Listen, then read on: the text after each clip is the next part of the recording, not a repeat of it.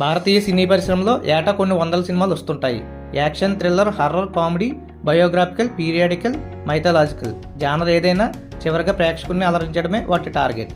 కల్పిత కథలను స్క్రీన్పై చూపించేటప్పుడు లాజిక్లతో పని లేదు, మ్యాజిక్ చేస్తే చాలు. కానీ బయోగ్రాఫికల్ మూవీల విషయంలో అది కుదరదు. ఎందుకంటే సమాజంపై ప్రభావం చూపిన వ్యక్తులు, ఇన్స్పిరేషన్గా నిలిచిన వాళ్ళ జీవితాలే కదా బయోపిక్ అంటే. అలాంటి స్టోరీస్ విషయంలో నిజాలను తప్పు లేకుండా తీయాలి. క్యారెక్టర్స్ వాటి రిలవెన్స్ని దెబ్బతీయకుండా ప్రజెంట్ చేయాలి. అంతకు మించి భావితరాలకు ఇన్స్పిరేషన్గా ఉండాలి. అలాంటి ఒక కథే 12th ఫెయిల్. రీసెంట్గా జరిగిన ఫిల్మ్ఫేర్ అవార్డ్స్ 2024లో బెస్ట్ మూవీతో సహా 5 అవార్డులను సొంతం చేసుకుంది. బెస్ట్ డైరెక్టర్గా విధు వినోద్ చోప్రా, బెస్ట్ యాక్టర్గా Vikrant Massey, best editing, best screenplay అవార్డులను గెలుచుకుంది. ఇంతకీ 12th ఫెయిల్ స్టోరీ ఏమిటంటే, ఐపీఎస్ అధికారి మనోజ్ కుమార్ శర్మ జీవితం ఆధారంగా అనురాగ్ పాఠక్ రాసిన పుస్తకాన్ని సిల్వర్ స్క్రీన్ మీద ఆవిష్కరించారు. మధ్యప్రదేశ్లోని చంబల్లోయ ప్రాంతమైన మౌర్యానాకు చెందిన మనోజ్ కుమార్ శర్మది నిరుపేద కుటుంబం. తినడానికి సరిగ్గా తిండి లేని పరిస్థితి. మనోజ్ తండ్రి పనిలో నిజాయితీగా ఉన్నాడన్న కారణంతో సస్పెండ్ అవుతాడు. చదువులో మనోజ్ టాప్ ఏమీ కాదు, పైగా పరీక్షలో కాపీ కొట్టమని అతడి స్కూల్ ప్రిన్సిపల్ స్వయంగా చెబుతాడు. ఈ విషయం డీఎస్పీ దుష్యంత్కి తెలియడంతో ఆ స్కూల్ ప్రిన్సిపల్ని పట్టుకుని జైలుకు పంపుతాడు. అందరూ నిజాయితీగా ఉండాలని విద్యార్థులకు చెబుతాడు. యావరేజ్ స్టూడెంట్ అయిన మనోజ్ 12వ తరగతి ఫెయిల్ అవుతాడు. డీఎస్పీ దుష్యంత్ మాటలను ఇన్స్పిరేషన్గా తీసుకుని మనోజ్ ఏం చేశాడు, 12th ఫెయిల్ అయిన సివిల్స్ వైపు అతడి పయనం ఎలా సాగింది, ఈ క్రమంలో మనోజ్కి ఎదురైన సవాళ్ళు ఏమిటి అనేదే ఈ మూవీ స్టోరీ. ఈ మూవీని ఎందుకు చూడాలంటే, జీవితంలో ప్రతి ఒక్కరూ తప్పకుండా చూడాల్సిన సినిమాలు కొన్ని ఉంటాయి. అలాంటి వాటిలో 12th ఫెయిల్ ఒకటి. మనిషి డెవలప్మెంట్కి చదువు ఎంతో ముఖ్యం. ఇప్పటికీ ఎంతోమంది చిల్డ్రన్స్ ప్రైమరీ ఎడ్యుకేషన్తోనే స్కూలుకు స్వస్తి పలుకుతుంటే 10వ తరగతికి వచ్చినా కనీసం మాతృభాషలో సెంటెన్స్ కూడా రాయలేని వారు ఎందరో. అందుకు కారణం మన ప్రైమరీ ఎడ్యుకేషన్ సిస్టంలో ఉన్న లోపాలే. టీచర్సే పిల్లల్ని బట్టి పట్టి చదివిస్తారు, గైడ్లు, టెక్స్ట్ బుక్స్ ఇచ్చి ఎగ్జామ్స్ రాయిస్తారు. ఇలాంటి చర్యలను వేలెత్తి చూపే సినిమా ఇది. మనిషి ఇంటలెక్చువల్ డెవలప్మెంట్కి చదువు ఎంతో ముఖ్యం.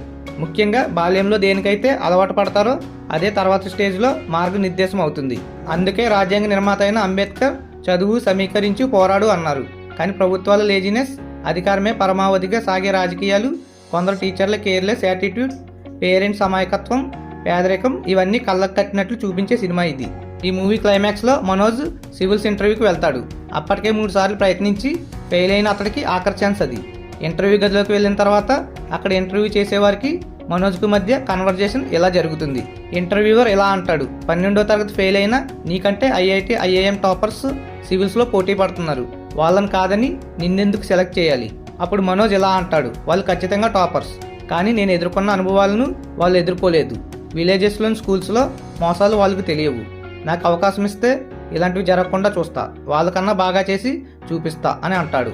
మళ్ళీ ఇంటర్వ్యూయర్ ఇలా అడుగుతాడు, ఐఐటి టాపర్ కన్నా నువ్వు బెటర్ అనుకుంటున్నావా? అప్పుడు మనోజ్, బహుశా కాకపోవచ్చు, కానీ నేను ఈ ఉద్యోగానికి అర్హుడినని భావిస్తున్నా. అప్పుడు మనోజ్ ఇలా అంటాడు, లాస్ట్ ఛాన్స్. మళ్ళీ ఇంటర్వ్యూయర్, ఇది ఎన్నోసారి నువ్వు సివిల్స్కి హాజరు కావడం అని అంటాడు. మళ్ళీ ఇంటర్వ్యూయర్, ఒకవేళ సెలెక్ట్ కాకపోతే అని అడుగుతాడు. అప్పుడు మనోజ్, ఏమీ కాదు, అయితే నేను ఓటమిని అంగీకరించను, అలాగే నా లక్ష్యాన్ని వేడను అని అంటాడు. మళ్ళీ ఇంటర్వ్యూవర్, ఆఖరి అవకాశం అంటున్నావు, లక్ష్యం ఎలా సాధిస్తావని అడుగుతాడు. అప్పుడు మనోజ్, ఐపీఎస్ కావడమే నా లక్ష్యం కాదు, దేశంలో సంస్కరణలు తీసుకురావడం. సెలెక్ట్ కాకపోతే గ్రామానికి వెళ్ళి పిల్లలకు పాఠాలు చెప్పుకుంటా, జీవితంలో చీటింగ్ చేయకుండా ఎలా బతకాలో చెబుతా, అలాంటి వాళ్ళ జీవితం ఎంత గొప్పగా ఉంటుందో వివరిస్తా. నేను భూమికి వెలుగునిచ్చేటంత సూర్యుని కాలేకపోతే కనీసం నా వీధిలో వెలుగునిచ్చే దీపాన్ని అవుతా అని చెబుతాడు. ఇది చాలు కదా ప్రతి ఒక్కరిలోనూ 12th ఫెయిల్ ఇన్స్పైర్ చేయడానికి. సినిమా మొత్తం ఒక ఎత్తు అయితే, సివిల్స్ ఇంటర్వ్యూ గదిలోకి వెళ్ళాక జరిగే 20 నిమిషాల సినిమా మరో ఎత్తు. ప్రతి ఒక్కరి జీవితానికి దగ్గరయ్యేలా కథాకథనాలను తీర్చిదిద్దారు విధు వినోద్ చోప్రా. మనోజ్ క్యారెక్టర్ ప్రతి ఒక్కరికి కనెక్ట్ అయిపోతుంది. కాదు, అతడిలో మనల్ని మనం చూసుకుంటాం.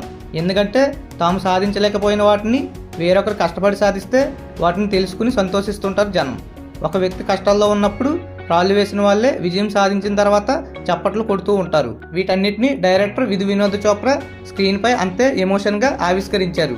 అందుకే బెస్ట్ యాక్టర్, బెస్ట్ డైరెక్టర్ అయ్యారు. 12th ఫెయిల్ కేవలం ఒక సినిమా కాదు, ఇది ఒక టెక్స్ట్ బుక్. ప్రతి ఒక్కరు చదవాల్సింది కాదు, చూడాల్సింది.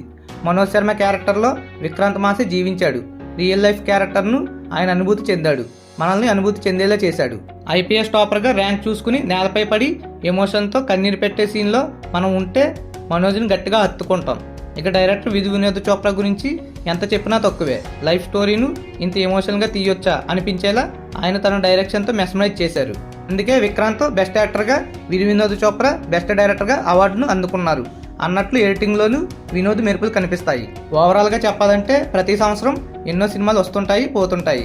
కానీ కొన్ని మాత్రమే ప్రేక్షకుల హృదయాలను హత్తుకుంటాయి. అలాంటి సినిమాల్లో 12th ఫెయిల్ ఒకటి. డిజ్నీ ప్లస్ హాట్స్టార్లో స్ట్రీమింగ్ అవుతుంది. తెలుగు ఆడియో సబ్ టైటిల్స్ కూడా ఉన్నాయి.